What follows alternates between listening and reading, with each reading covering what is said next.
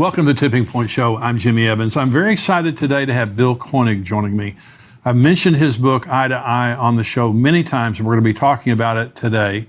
Bill is a journalist, and he served as a White House correspondent in 2001 and 2002. He has a news service called Koenig World Watch Daily. His website has constantly updated stories from a large variety of news sources and can be found at watch.org. I read it daily for world news from a biblical end times perspective. Bill, it's an honor to have you joining me today. Thank you, Jimmy. My pleasure. Well, I just have a lot of admiration for your work, and you are a journalist. Watch.org, I look at it every day, and just because if it's on your site, I know it's good. Thank you. And you have on there a really good end times perspective of what's important and what's going on. Your book, Eye to Eye. Now, this is the book here. Now, the subtitle, Facing the Consequences of Dividing Israel. Okay. So the first time I saw this book and I began to read it, I was dumbfounded because I'm an end times guy. I've kept up with the end times forever. I had no idea that there were this many events that had happened in the United States as a direct result of our foreign policy toward Israel. Why don't you talk about that just a minute? Well, Jimmy, from having served at the White House for 20 years, had the benefit of being there for a lot of activities having to do with the state of Israel, and especially right after I moved to D.C., left Dallas to move to D.C. right after George W. Bush took office. And I continued to notice that when we would have meetings with the Israeli leaders or the Palestinian officials, we would have something major happen in the United States the same day or within 24 hours. And myself and David Dolan and a few other people had watched this. John McTernan had written something about it.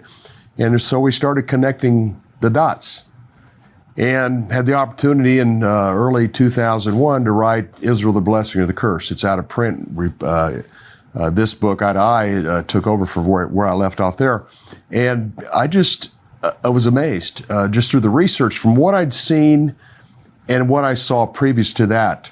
1991, October 1991, George Bush's father is in Madrid, Spain, calling on Israel to give back land they obtained in the Six-Day War.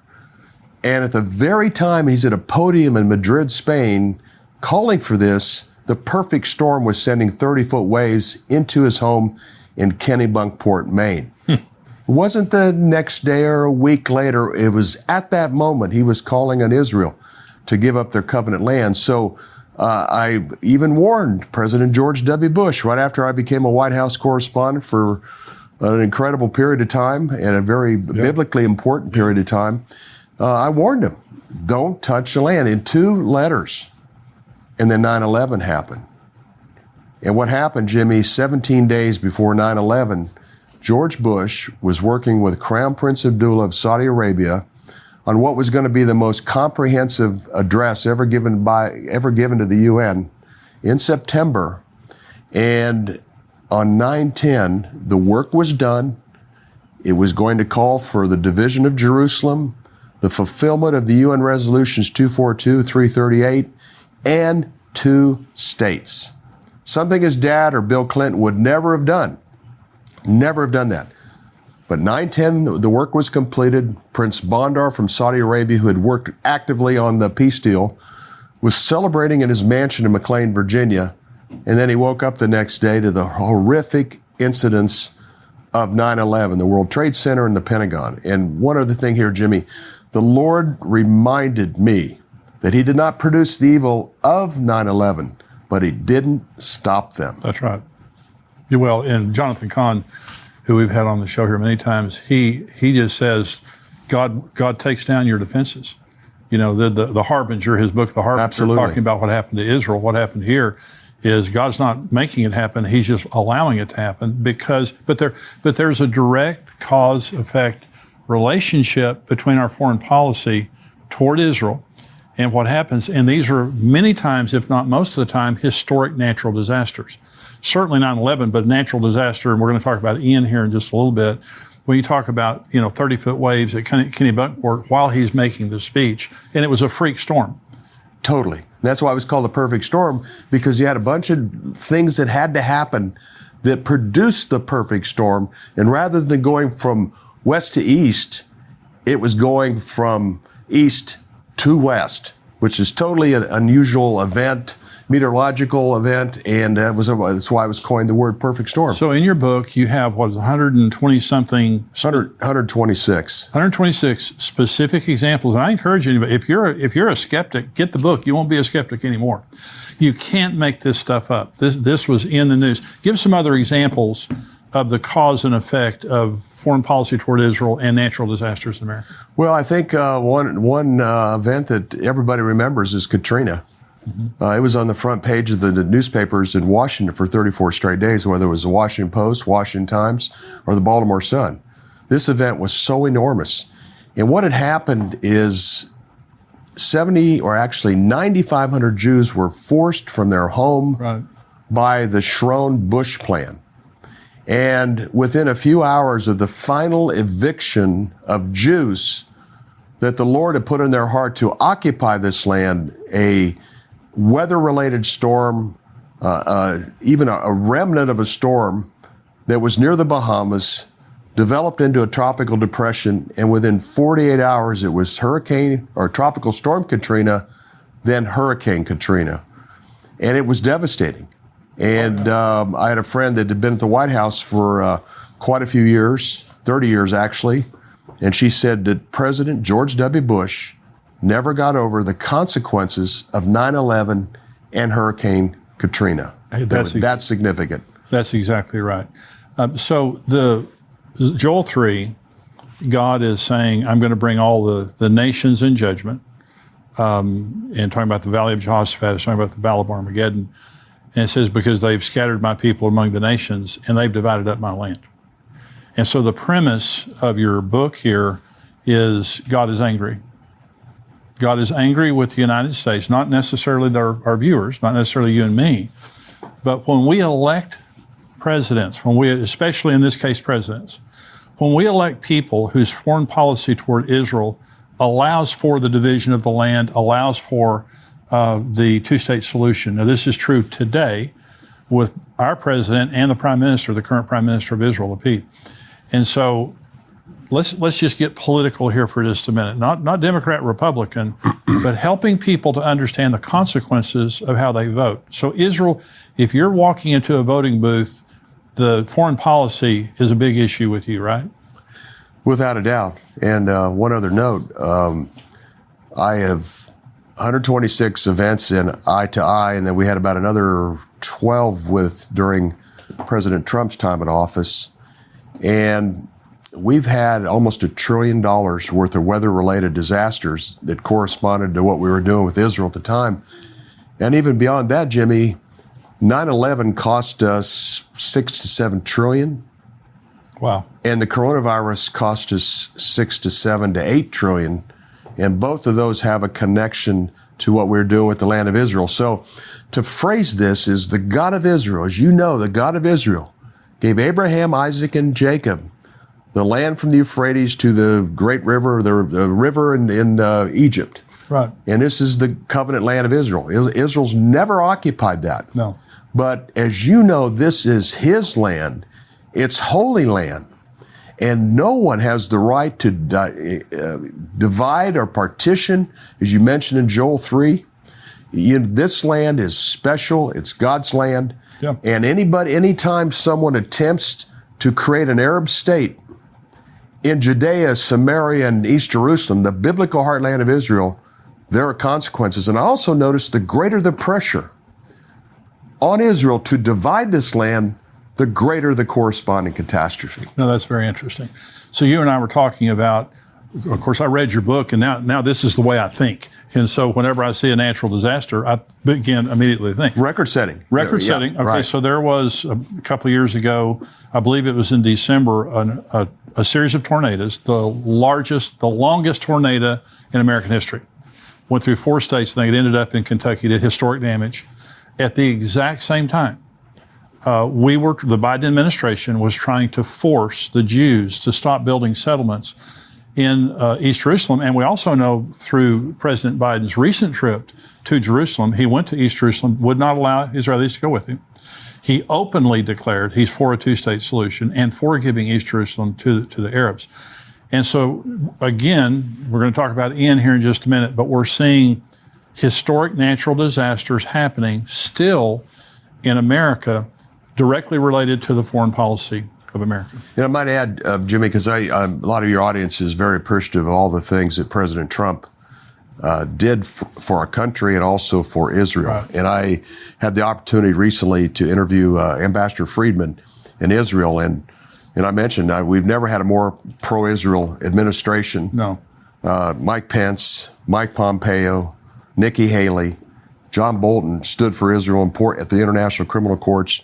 Friedman, a biblical scholar that can speak Hebrew, that knows the Tanakh or the Old Testament quite well. Oh. And I mentioned that President Trump did more for Israel than all our presidents combined. Yeah. He moved the embassy to Jerusalem when others promised that. He got out of the Iran nuclear deal. He acknowledged Israel's sovereign right to the Golan Heights, which is critical, as you know, for their defense. Yeah. Secretary of State Pompeo said the settlements are not illegal in Judea and Samaria according to the San Remo Agreement of 1920. Wow. Defending Israel at the International Criminal Courts. We've never had an administration like this. And we tried. We did a lot to try to persuade President Trump not to get involved with the land, to divide the land. Hurricane Harvey was his first supernatural disaster. It hit Houston, or hit the southern part of Texas very strong in Houston. And I thought, well, what was happening at that time? And I found out that Jared Kushner, really the architect of the Trump-Israel plan, Sure. He was in Qatar. He was in Jeddah, Saudi Arabia. He was in Abu Dhabi, United Arab Emirates. He was meeting with Egyptians or Jordanians on what Israel was going to agree to in order of having the deal of the century. And then Hurricane Harvey developed out of a remnant down in the Gulf. So Was there a part of what he was trying to do that would take the land away?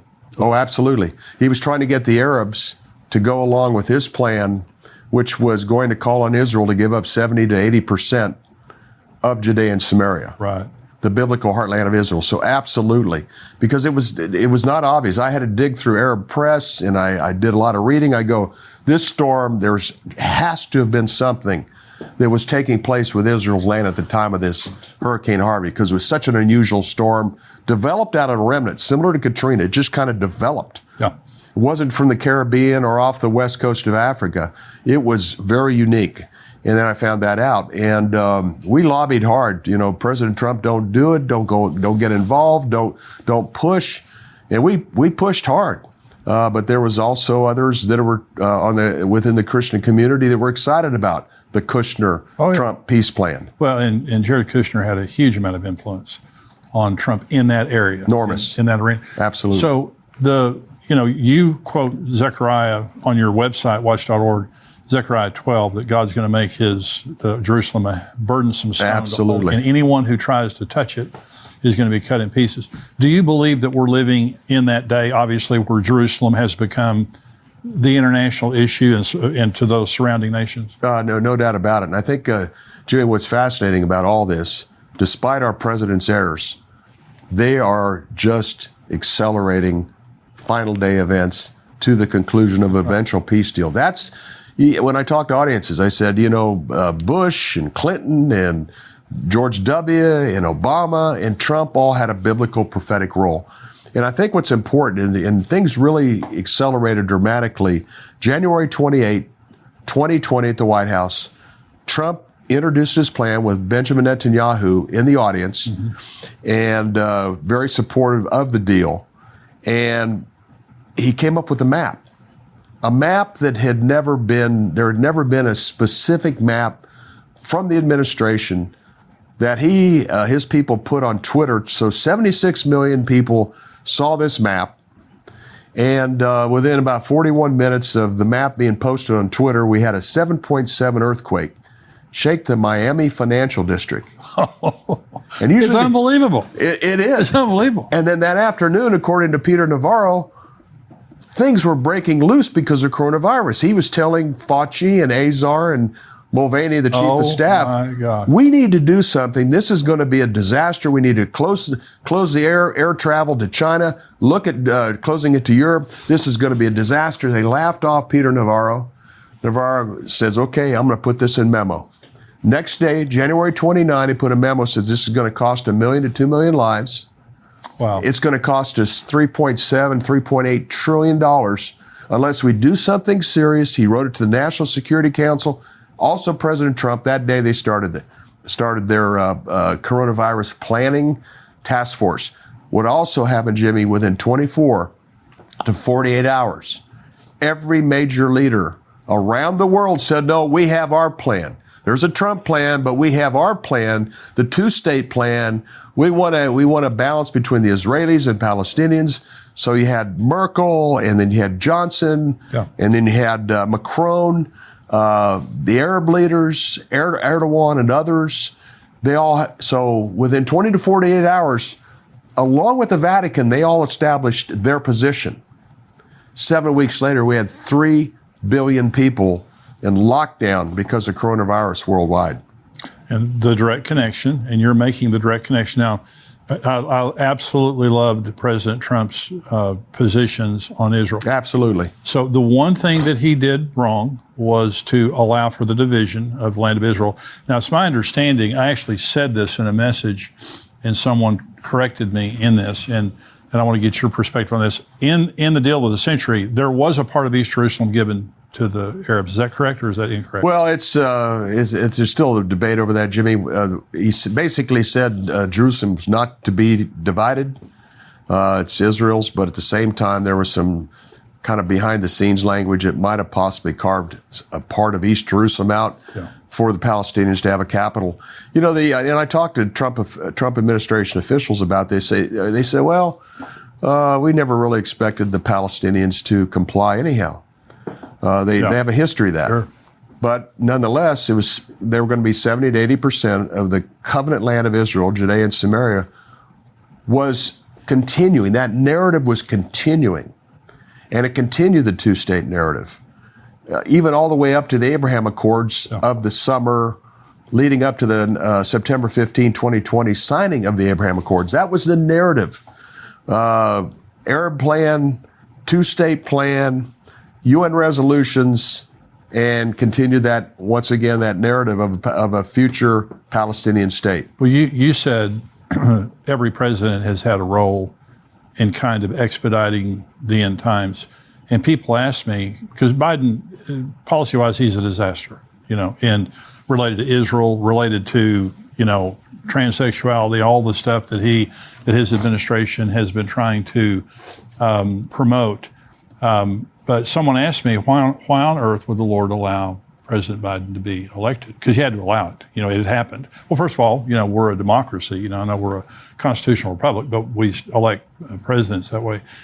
And I believe that he is expediting end times events very quickly, not in a good way. No, absolutely. Yeah. A couple things here, Jimmy. Coronavirus led to vote by mail. And there's always been vulnerability to vote by mail. Right. I followed the election 2020 and thereafter, even to this day, on the way out here, I'm still following it closely. I believe there was things that happened that affected the outcome of that election. There was 3-4 states that were only 10 to 12,000 vote difference. Right. That was our concern, that there was going to be fraud. Yeah. He didn't win by that much because, 50, 60,000 votes in those 5 or 6 swing states, Trump would have been the president. But we had the opportunity to warn the administration that this could cost them politically if they went forward with this, and sure enough, it did. Absolutely. And that was a big concern, that if they went forward, it was going to be costly, even to the point that if you go forward, it could cost President Trump re-election. And there's no doubt it had an effect. Also, a quick note here, in the summer of 2020, there were some major record-setting hurricanes that all happened and occurred at the time of effort on the Abraham Accords. When they back off for a week or two, a month, nothing would happen. As soon as they got involved again, more hurricanes. Were they in the Abraham Accords? Were they promising to those Arab nations that there would be a division of the land of Israel? Was that a part of the Abraham Accords? Well, it was basic. What they said was, we'll stop the extension of sovereignty to 134 Jewish communities, which that's what the Arabs and the international community were after. Right. And that was part of the inducement, and that we'll move forward. My problem with the Abraham Accords, it keeps the two-state narrative going. Right. The Arab plan of 2002 was re-mentioned. Right. The UN resolutions 242, 338 were mentioned again. Right.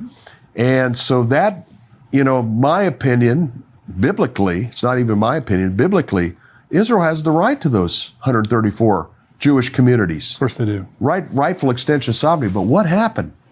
We had a very disruptive summer, record-setting hurricanes. We had so many events, disruptive events, that they had to go into the Greek alphabet. It's incredible what was happening. But what's really interesting, September 15, 2020, in a signing ceremony at the White House, you got Netanyahu and the Emirates leader and the Bahraini leader and Trump. They signed the agreement, and down in the corner of the TV screen across the country is the signing ceremony and this new hurricane, Sally, that was developing into a monster storm. So the day of the signing, wow, it's on the screen. That night, Hurricane Sally came ashore in the southern Gulf Coast. The next day, Kushner's on all these networks talking about the Abraham Accord signing, and in the corner, once again, is this Hurricane Sally. One of my readers from the East Coast said, do you realize that Sally's Hebrew derivative is Sarah? Oh, gosh. So in other words, Hurricane Sarah, in the Hebrew name, was slamming into the southern Gulf Coast as the Abraham Accords were being signed. This was an emphasis by the God of Israel that the covenant land of Israel is for Abraham, Isaac, and Jacob, and not their descendants, because the narrative of the Abraham Accords is this land is for all descendants of Abraham. And then 72 hours later, Netanyahu goes home. Israel goes into a 3-week lockdown for Rosh Hashanah, Yom Kippur, and Sukkot. Right. And cost him 5 billion shekels. And that was one of the incentives of the Abraham Accord. We're going to make a couple $2 billion US dollars over the next couple of years. Well, they got a bad start because they're out 5 billion shekels right after the signing in the next 3 weeks. Well, one of the things that your book it did for me, and you're just making it even more vivid here, is there's a direct connection between the events that are happening in the world and what's happening in Israel. Israel is the apple of God's eye. Everything, when you go to the Bible, when the Bible says north, it's north of Jerusalem. It's south of Jerusalem. East is east of Jerusalem. God loves everybody. God loves the Arab people. But he has a special relationship with the land and the people of Israel. And so what you're saying is it's a special relationship in two ways. He blesses those who bless Israel. He curses those who curse Israel. And when you're actively working to divide that land, he takes it personally. Now, let me just say, because we're going to start talking about Hurricane Ian, the end of this age happens at Jerusalem. According to Zechariah, according to Revelation, the last scene of this age is the entire world gathers against Jerusalem. If it were not for the United States, the United Nations would have already tried to impose a two-state solution. Yeah, absolutely. So only of course, now with President Biden, but you also have Lapid kind of on board. But this thing's going somewhere is what I'm trying to say. The entire Bible is focused on the nation of Israel, and prophetically, it's all going to come down to the city of Jerusalem. And so this is a big deal. So Hurricane Ian, and we are very aware, and Bill and I have talked about this, of all the suffering and the damage that's going on in Florida right now. It's horrific, and our hearts are with every person, our prayers with every person right now who has suffered or has relatives or loved ones that are suffering because of this. So nothing that we're saying we want to say in any way that's insensitive to what has taken place. But I want to say this at this time. So I want to talk about the cause and effect here. Let's start with Hurricane Fiona, because there's a connection there, and then we'll talk about Hurricane Ian. September 14th, Biden's Middle East envoy, one of his top envoys, is in the Middle East reestablishing, or not even reestablishing, but reconfirming Biden's total support of the two-state plan. This is September 14. Within a few hours, Tropical Depression 7 formed. This storm became Fiona. Fiona developed, produced a tremendous amount of rain, sat in Puerto Rico and moved on. And then the following week, the UN meetings. Right. September 21st, Biden's at the UN and reaffirms his administration's commitment to the two-state plan. And this is a time to move forward. The next day, Lapid is at the UN and talks about his full support of the two-state plan. Israeli prime ministers don't do that at the UN. Right. And you could hear a collective fury within Israel in the political circles. The fact that Lapid, who'd been influenced by Biden to do this at the UN, and then later that afternoon, Biden congratulated Lapid for his statement about the two-state plan, and then Canada's Trudeau sent out a tweet fully supporting Lapid's comments about two-state. Fiona was working its way into the Atlantic.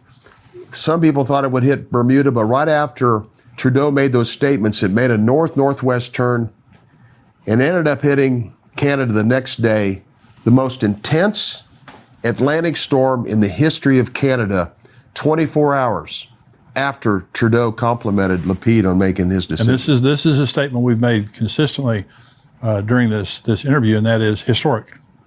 These are historic catastrophes. Key. These are the biggest, Jimmy, these are the biggest events. I mean, the 126 events in eye to eye and the 14 after, these are record-setting events. These are the biggest in U.S. history. And that's what's so key. And I noticed the greater the pressure on Israel to comply, the greater the corresponding catastrophe in America.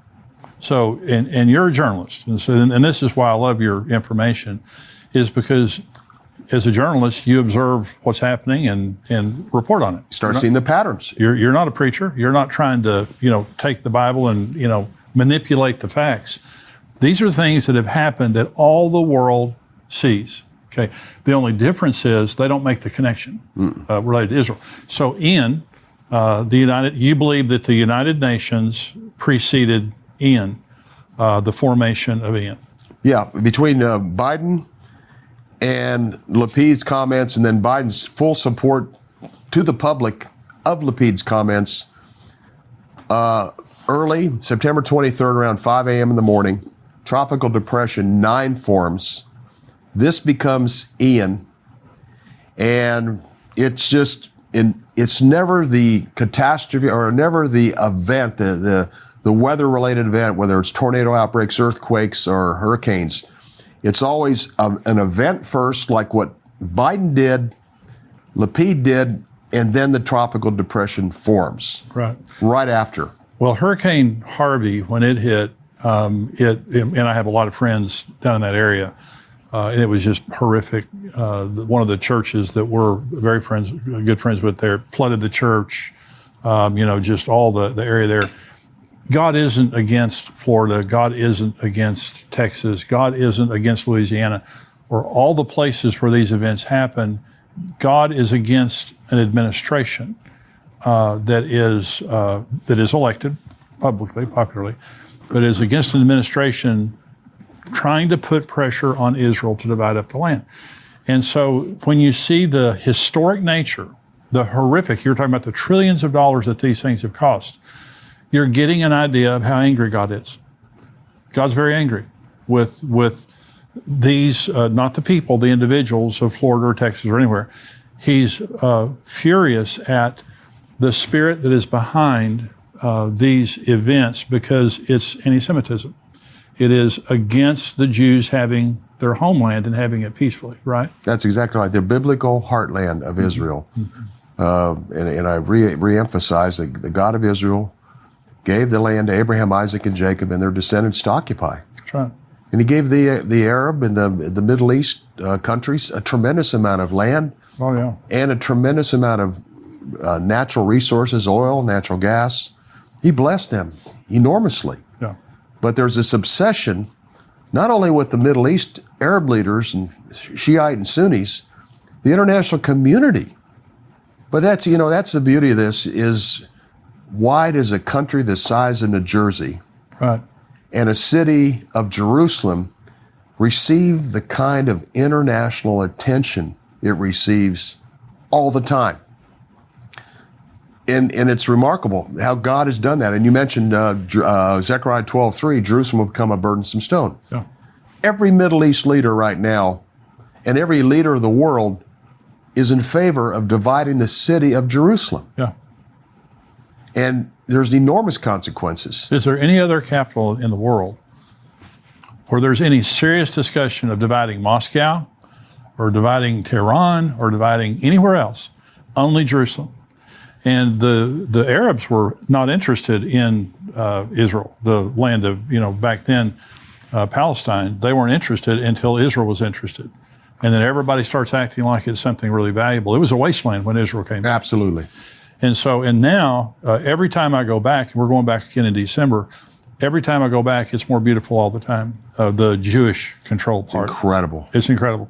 So, Bill, watch.org is one way that people, and I really do encourage you to look at his website regularly, because it's just full of really important news. I like the way your website's formatted, because it's simple, but it just gives you really great headlines there. Is there any other way that people need to contact you, or just at watch.org? Yeah, watch.org. And also we're developing a site, reach1billion.com. The site is in place. And the purpose of that is we have 1 billion people worldwide that attend replacement theology churches. Yes, they do. That's 100 million in America.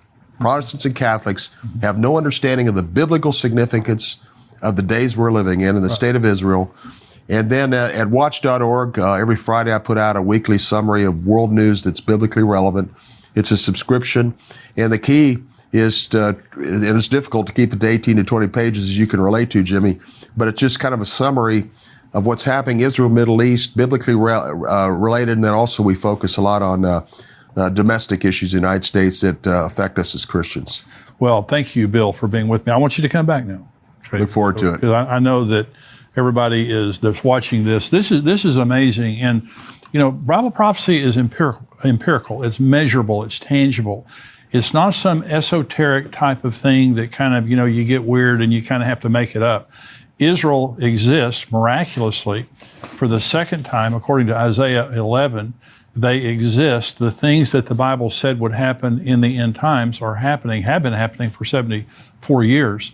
And what Bill has done in this book, Eye to Eye, I really do encourage you to get this book. If this is something that's interesting to you, let me say this. If you have unbelieving friends or cynical friends, let them read this book, because this is talking about real life issues that are happening right now. These things are happening right now today. And once you've read this book and listened to Bill, it makes you think differently, because when you see these natural disasters that are happening, and then you see what's happening related to Israel, you begin to see there's a direct correlation.